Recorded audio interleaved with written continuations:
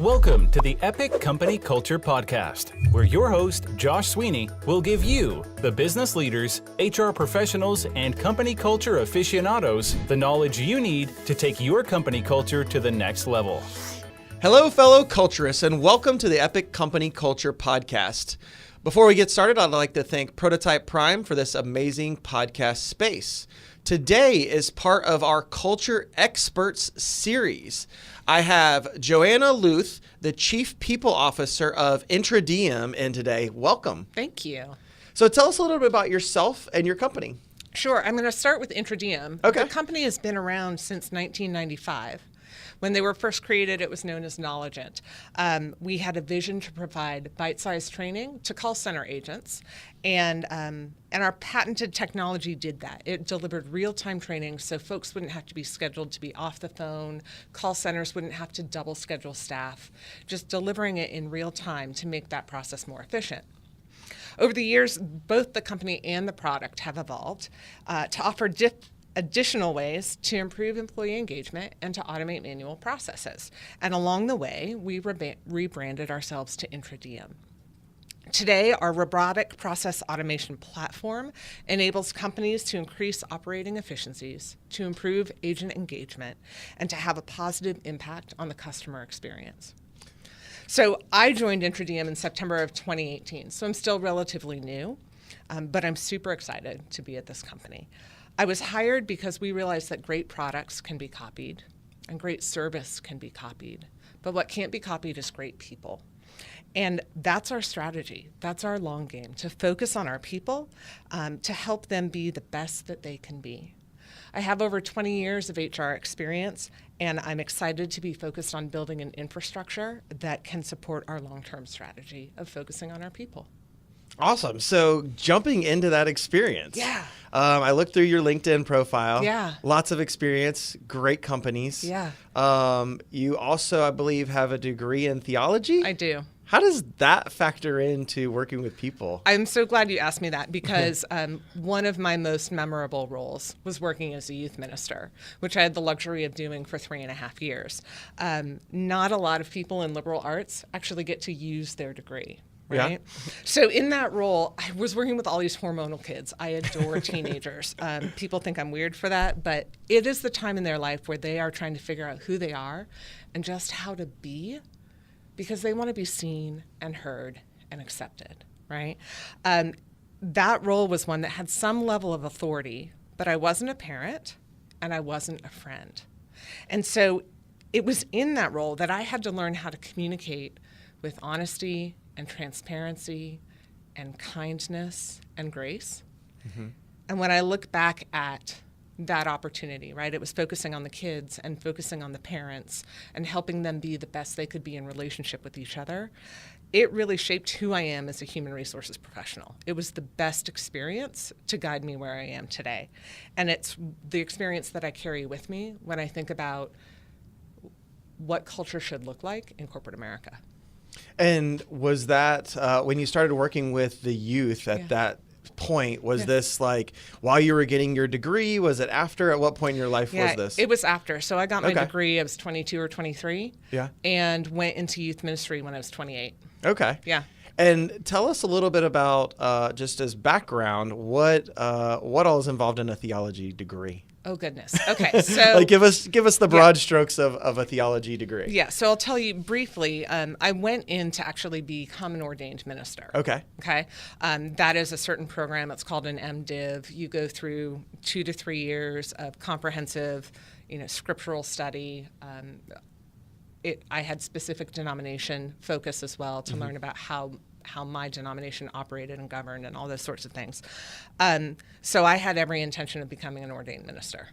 Interesting. At the time, I was also going through my feminist crisis, which for me, and I say feminist crisis, I'm a feminist, like 100%.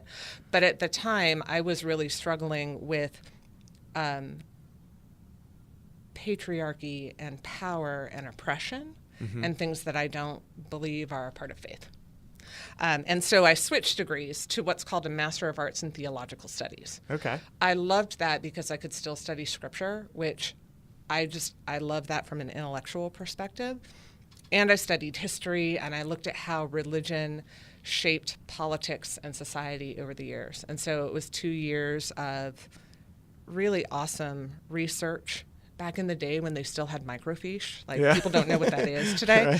Right. And I wrote a thesis and went through qualifying exams to get my degree. Awesome. Yeah. So moving forward, how do you think that factored into, I mean, obviously you love dealing with people. Yeah. At the core, you've always done it. Yeah. Religion, theology, all of that. I mean, there's a lot of aspects of bringing people together and working with them across the board. Yeah. How'd you make the leap into people, HR? So I started in HR before becoming a youth minister. Okay. And it was like any job finding opportunity, it's all about timing and a little bit of luck. So I started working in law firms back in the late 90s, and I was hired as an administrative assistant. Now, I responded to an ad in the AJC, right? Like, we don't do print ads for jobs anymore either. And I started out supporting the executive director of the firm. And again, over time, she just said, hey, okay, you're doing great at doing X, Y, and Z. What do you think about taking on, temporary staffing and recruiting and hiring and how we do our workforce shifting and all those? And so it just grew, right? And over time, over 20 years, you find the right opportunities where people are willing to say, hey, you're really bright. Let me show you what we need to think about and how we think about our people. So the technical skill set for me was trained on the job. The people skill set, I think, is something that I've always been passionate about. When I think about culture at Intradiem, I have a personal mantra. It's my personal brand, and it's person first, employee second. So for a long time, earlier in my career, I thought, I've got to check my life at the door because they pay me to be here and I need to focus, and this is what it's about. And it worked for a little bit. But ultimately, we bring our whole selves to work every day. So, and I will tell you, I don't bring my best self every day. Sometimes I've had insomnia the night before. Sometimes I've got something going on with one of my kids. Sometimes I'm under stress because of the work that's going on. And what I encourage our managers to do and our leaders to do is think about person first, employee second.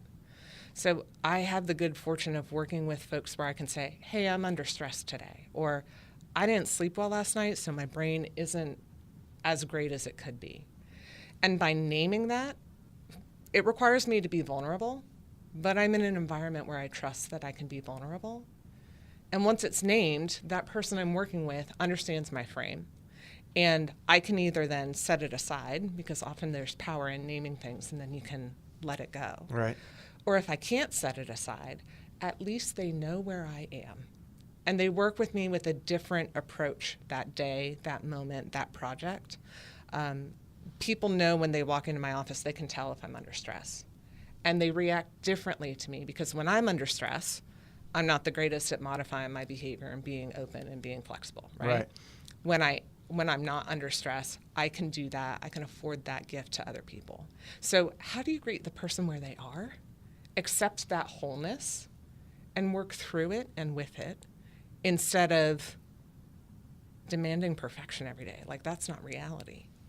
Yeah, definitely. I mean, it definitely strikes home because we do a lot of behavior assessments, personality assessments, and things like that. And one of the questions we always get is, well, not only how accurate it is, but what if I'm feeling different and take it tomorrow? And it's like, well, these have been studied for decades. They don't adapt based on your feeling each day, but a lot of them have scores of your natural behavior, where you go when you're stressed, what you naturally react, how you naturally act versus that learned behavior. Like you said, if I'm feeling better that day, my learned behavior comes up a little more. Maybe I'm a little more open. I'm a little more empathetic, whatever it might be. Whereas when we're stressed, we go into that other space, and that's where that conflict starts to happen. That's right. People don't know maybe the real us in some cases. That's right. If you haven't been stressed around them enough and things like that.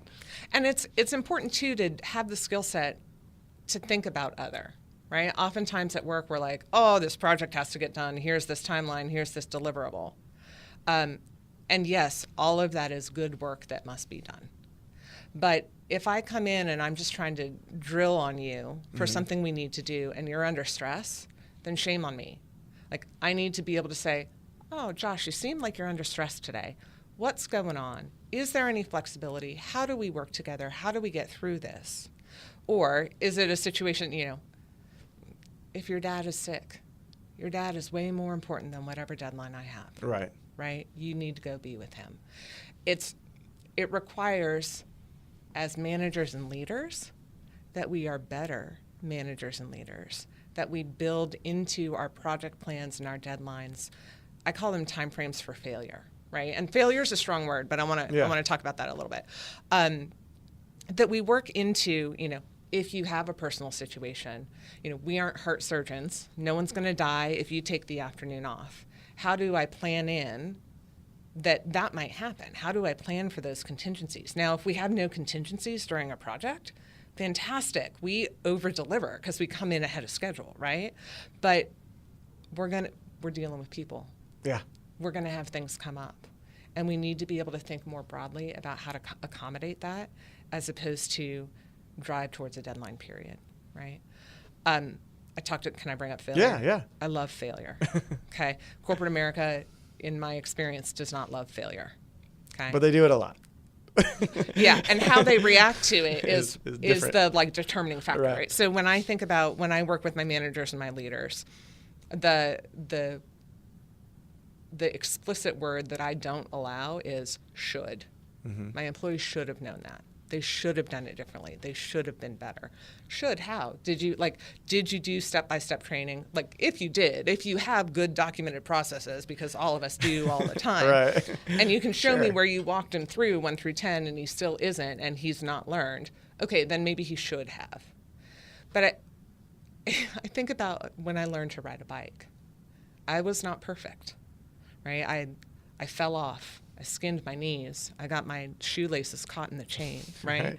Only once or twice. Only once or twice. And then you learn. And each time you learn something, you've failed, and you learn something. You don't say, wow, that's terrible, I'm throwing the bike away and never riding again. It's, well, let me recenter my balance, let me shift my weight and try something a little different, or let me wear long pants next time so that when I fall, I'm not going to scrape my knees up, or let me double tie my shoelaces so they don't get caught in the chain. How we learn from our failure is the key to success. And so what we're working on at Intradiem is building in space to have it be accountable, and not as a sword, not as you failed, you're out, but as, hey, you tried this, it didn't work. What are we going to learn from that to do differently next time? Or what did we do so well that we want to replicate that and make that a scalable, repeatable process? That's accountability, being responsible for the choices we made and either course correcting or repeating, not, a guillotine that says, oh, you tried something new, it failed, you're out. Right. Because you crush innovation. Nobody's going to try anything new. There's all kinds of adverse side effects to shutting that down. I mean, not even innovation. Innovation is a component of one of our core values, but I think even more basically, engagement in the workplace. I mentioned that I can state where I am when I'm not at my best because I trust my coworkers. I feel safe being vulnerable with them. Right now, I'm totally hooked on this idea of psychological safety. Mm-hmm. If we don't feel safe, we aren't going to be honest. We're going to be scared. If we don't feel safe, we're going to come in and do a job as opposed to be our best selves and provide our best thought and make ourselves the most productive. If we don't feel safe, we don't have the confidence to be the people we need to be. So I'm huge on creating safety for our people. Yeah, I mean, definitely. If you're not, like you said, if you're not in that safe space, then you think the guillotine or the shoe or whatever saying you want to use is going to drop at any moment. Right. Then there's all kinds of adverse reactions, adverse side effects. You just show up, you do your job, you leave. You don't raise your hand and say it can be done better. Right. You don't want to take that risk. All kinds of challenges. I'm going to go back a little bit to the people factor around knowing whether people are in a good mindset that day or not. So you've been in the people space for a long time. Mm-hmm. How do you start to differentiate between people need enough of a leeway but not so much that they're really just distracted and ineffective. So where do you see, there's always kind of an upper and a lower bounds of supporting, but at some point it's so supportive or they're so distracted that they're just not effective in the team. Yeah. So there are a couple things that I would say play into that. I have a colleague who calls it being an FFA, a fully functioning adult. Okay. Right? Like, yeah, I'm going to afford you grace.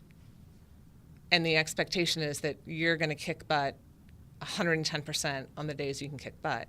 And there's a balance. I think that's where, if I have someone who repeatedly is not ready to be in the role, that's a different discussion, so that it's given based on that reciprocity and based on, we know that you're a team player, we know that you are capable, and you're just having a rough day. If every day is a rough day, that's a different discussion. Yeah. It is going outside of the HR, right? When we look at our adulthood, I won't even say society because I can't even comment on that, but how many people are really fully functioning adults? How many people are self-aware? How many people are able to draw their own boundaries, communicate what they need, and do it in a way that is, I'm going to use the word honest, but is also not it's about community. Yeah. Right? I could need things. Okay, so I could need things, and I could tell my husband I could need things that might not work for our marriage, right? So that's that's the bad kind of selfish, right? Yeah. Versus, hey, I need a little downtime. Work was really rough today. All the kids need a lot of attention. Can I go draw a 20-minute boundary, and then I'll come back and I'll jump right in? How do you do it? Because none of us are working in isolation. So it's that balance of taking care of the individual who then participates as an active, fully functioning participant in the community.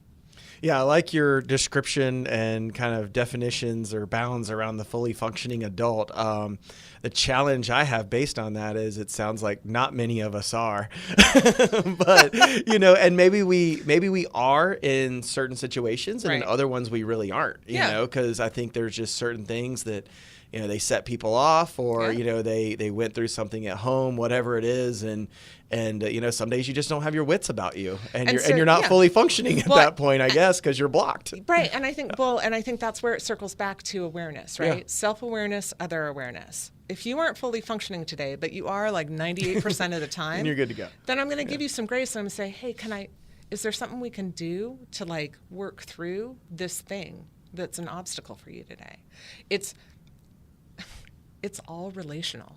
How we treat each other, and I know, we'll see on Facebook, why can't people just be kind? But because it's complicated. But it's true, right? If we can treat people with kindness, that's why I say person first. If I see who you are, if I build a relationship with you, the work we do will be better.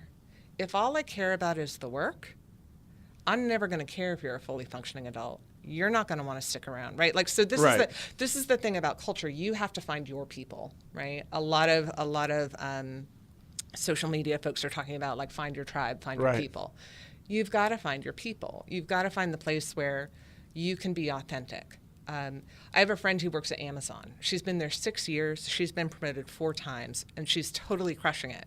She's also working 12 to 14-hour days, and she's a road warrior. That culture has a purpose, and there are people who fit there. I would not fit there. Yeah. I have found my people who care about person first, who care about authenticity, who care about, I'm not saying Amazon doesn't care about these things, right. I want to make that clear. But I have found my people who say, yeah, I want you to give 110% for a 50-hour work week, as opposed to 300% for a 100-hour work week. I want time with my family. That's where I am in my stage of life. I want flexibility. I want to be me. This is Intradiem is the first place where I've been able to shave the sides of my head bald and not have people go, oh, you're doing what? And every 3 weeks I come in with shaved head, and folks think it's cool. Those are my people. In other companies I've worked for, that wouldn't fly. Right. So how do you know yourself, right? Self-awareness, huge, key. And then find your people. Yeah. We always called it the undercut because you still wore your hair down, but you couldn't tell that it was shaved, you know? Like, I don't ever wear it down. No. Seen a lot of people do that. Yeah, I love it. So in your experiences, you talked about culture and kind of finding your tribe. I mean, this has come up a lot on the podcast around. We said, it used to kind of be like good versus bad culture. And sometimes there are just bad elements of culture for sure. But a lot of times, and kind of what you're highlighting in a way, is it's really what is the right and wrong culture for me. Right. Which group do I want to be in? Which one do I identify with the most? Is it the people that are heads down and quiet and there's really just not a lot of chit chat? Yeah. Is it hyper social groups? Is it corporate entities? Is it startups? Right. All of those are factors for people to succeed in the culture and the tribe that they want to be in. That's right. And it's interrelational. I mean, so I think about Ray Dalio, who I think is the founder of Bridgewater. I'm going to get that wrong and I'm going to be in trouble for that. But he wrote this book called Principles. Mm-hmm. And his whole focus is radical transparency. Okay, good. Like blatant honesty. Perfect. Fine. I'm a huge fan of Kim Scott and radical candor. Mm-hmm. Okay? Still that directness and that honesty, but balanced with an access of caring personally, right? You've got to care about the person in order to be able to give them tough feedback. Right. And Dalio sort of doesn't have that component. You got to have super thick skin to work there and hear about how much you suck, right? Whereas radical candor would deliver it differently. Yeah. Right. And unfortunately, like anything, like accountability, radical candor can be misused to say, Josh, I'm going to give you some radical candor right now. And then I give you this like, feedback, like direct, aggressive feedback. That's not radical candor because I've missed the step of connecting with you as a person. So how do you make sure you get my foundation, right? Like how do you connect with where people are? You've got to meet them where they are. I can hire 2 employees with the same experience and the same background and the same skill set, and I'm going to have to interact with them completely differently because they are individuals. And that is my responsibility to meet them where they are, to see if they can go where the organization needs them to go. Yeah, I definitely have noticed that over time where some people are naturally candid, right? Just in the way that they communicate. Yeah. And it's not with a poor intent. It's just that's the communication style, and they have to adapt that for other people's feelings and empathy and needs and things like that, which can be challenging if you're not self-aware, not a fully functioning adult in FFA, right? But also, I've also found that you can be more candid and direct in your fullest sense if you have a strong relationship with those people. So example is I'm in EO, the entrepreneur organization, and I'm in a forum of other entrepreneurs, and we meet on the monthly basis. Yeah. And we share a lot of highly confidential information. Mm-hmm. And it's all with us in the group. And that's the only group where I respond as probably my truest self, my most candid and direct. Yeah. And sometimes that's not always the best, but they know me. Right. So it's like, oh, we know each other. You take it, you get past it, and we show up for the next meeting. It's not like, I go home and pine on it or anything else like that. Right. So, but we've built a relationship over 5 years where we have the rapport. So I guess that's the missing element. It seems like some people, they naturally speak directly and candidly, but they miss the rapport building stage. I think that's part of it. And I think that, again, let's circle back to trust and safety, right? You might give me feedback in a way that I think is too direct, assertive, whatever word I want to use there, right? And once you give me that feedback, I have a choice. I get to decide what to do with it. I might say, I think Josh is an idiot, so I'm not going to listen to that, and I'm going to disqualify that feedback and not do anything with it.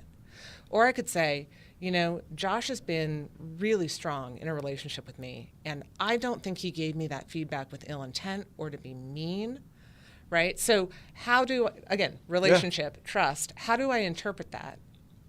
If I don't have that relationship with you, and if I don't think you've got a good intention for me, I might decide that I don't care what your feedback is. Everybody has that choice. it's hard in the workplace because there's hierarchy, right? Like, I'm the boss, I'm going to give you this feedback, and the interpretation is, I better do something with that if I want to keep my job. Okay, I get that. That's a tough one to get over. My dream world is I give you feedback regardless of who I am, the boss, the colleague, the direct report. And we talk about that because feedback, if nothing else, lets us know that there's a gap.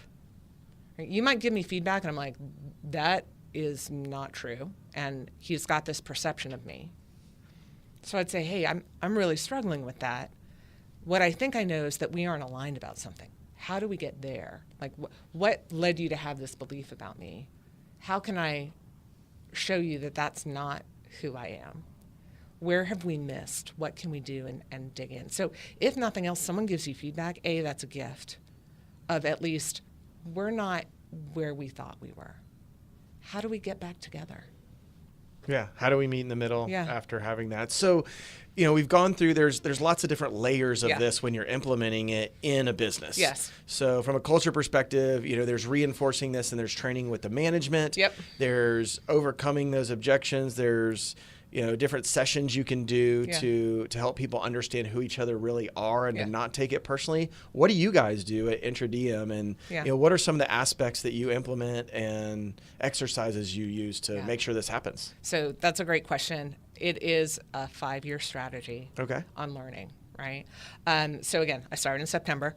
Got So a I'm gonna little say bit of a things, time. Yeah, I'm going to say things, and the people at Intradiem are going to be like, she's not doing that. I don't know what she's talking about. Right. Because It's coming. It's over time, right? Right. Because you have to build a foundation. Yeah. So one of the first things I did when I started with the company is hold focus groups. And I said, what do you love about being here? What don't you love?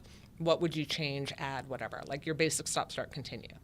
And there are a lot of things for us to solve, and we've been solving them.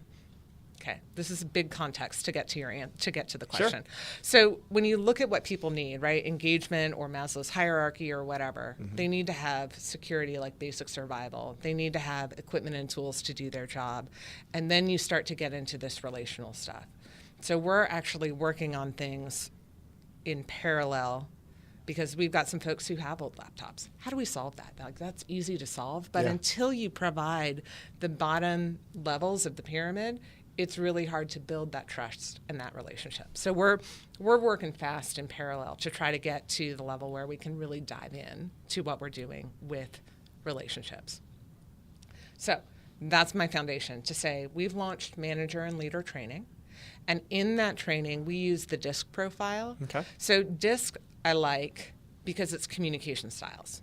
It's not your personality. It's not who you are. It's how you portray that.